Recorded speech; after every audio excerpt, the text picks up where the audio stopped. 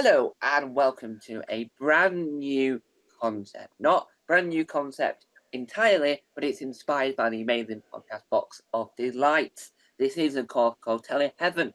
Telly Heaven is also another reference to Sherlock's TV series Telly Heaven, Telly Hell. I am joined by D. Alma, and we're going to find out what her favourite TV moment is. So, what is your favourite TV moment? My favorite TV moment is on Britain's Got Talent. I want to say season 4, something like that. There was a little girl who was singing in one of the semi-finals, and I think got so nervous that she cried and couldn't finish the song. Uh, and Ant and Dec came and consoled her, and then uh, Simon Cowell, I believe, said that they were going to have a do-over. She was going to get the chance to do it again, and someone else said, "We don't have the time." And Simon Cowell says, "We will find time." And he said it with such conviction that it felt like not only were they going to be able to fit this into the broadcasting schedule, but that they were in fact going to create more physical time. And I think that just that epitomizes the man. I think that he just has that kind of power over the TV landscape. He did then and he does now, and it's just a great moment. Yeah. And do you reckon that he creates time itself? I think that is what it feels like. I mean, I think it's unlikely that he has, you know, like an Infinity Stone's worth of industry heft, but he certainly carries himself like he does. Yeah, I mean, no one else could pull off.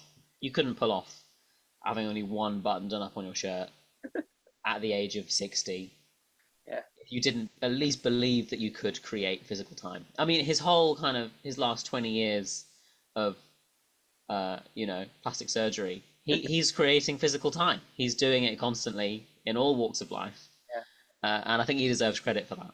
yeah. And one thing that he does do that always surprises me is that you can watch a whole series of Britain's Got Talent, and then you'll find out that half of those people then get brought back for America's Got Talent because there's a new thing called Fantasy League where it's Simon Cowell saying, right, I want him from America, I want him from Britain, I want him from 3 years ago in Japan, and they get all the Britain's Got Talent people together to fight against each other to see which judge is a better judge in America. Right, and is that interesting in any way? Well, it's because it's all the people that didn't win the UK version, and Yeah, and then then all these, didn't win the American version. yeah, yeah. So there's one woman that sang all the songs for The Greatest Showman who actually sang them, Oh yeah, and she was on Britain's Got Talent, and because she didn't win Britain's Got Talent, she got invited onto America's Got Talent to go and do that because obviously she wanted it to be well known, mm, and obviously, and Tom Ball is another great example. He's done America, Britain, and Spain. He doesn't speak Spanish, might I add, so he has an earpiece that translates everything that they're all saying to him. But he's done three of them. Then he did the fantasy league in America again because it's just you're allowed to do that because once you've done one format of Got Talent, you're allowed to do them all. that's really weird. It's like how in reality TV you get people who are famous for being on other shows. It's like suddenly it doesn't matter that this person has any talent per se. Clearly, if they haven't won after like 8 tries, it could be better, but it's like you're just, oh well, they were on the other one, so let's get them on this one. Like that's enough. That's really weird. Yeah, I it is. don't know if I would be interested in any of the things that happened on that show. Yeah, and it is a bizarre concept because you also share judges. So David Walliams is doing the Australian version because he replaced Well, Tom French that was previously doing the Australian version, and Catherine Ryan's going to do the Canadian version, and then Denise Van Outen did the Irish version. I mean, I think there's too many versions. I think that's what we could take away from this. I mean, it seems like he's found we will create formats as well as we will create time. Like he's just, I say formats, it's just the same format Yeah, in different geographical areas.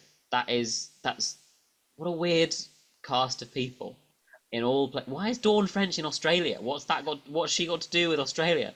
well, I don't know why David Hasselhoff did the UK version. Yeah, that is so true. What was that about? Well, Like, he did a well, sitcom. about one year, right? And then he left again, just a Yeah, bit.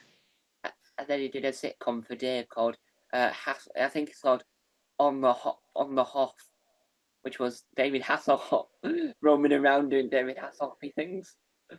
Again, I don't know if anything involved in that would interest me. Who is that for? Who's just It's like the three David Hasselhoff mega fans that there still are? well, it's for the audience for Dave. It's people that watch Dave. It was He is Dave. yeah, yeah. So what's it's just what there's so much synergy there. I can see why. I can see why they would sign up to that. And so there we have it, our first ever TV moment there for Telly Heaven. Will this become the next Box of Delights where we don't reference the word Box of Delights because that's a TV program in itself and it's also a fantastic podcast. But as we say, this is inspired by it, so we all, if you want to go and check out Box of Delights, it is available on all podcast platforms, and also check out Telly Heaven, Telly Hell, which is where the name comes from because we don't like to steal people's ideas. We like to be inspired and then improve on the format, make it our own. So that is today's Telly moment.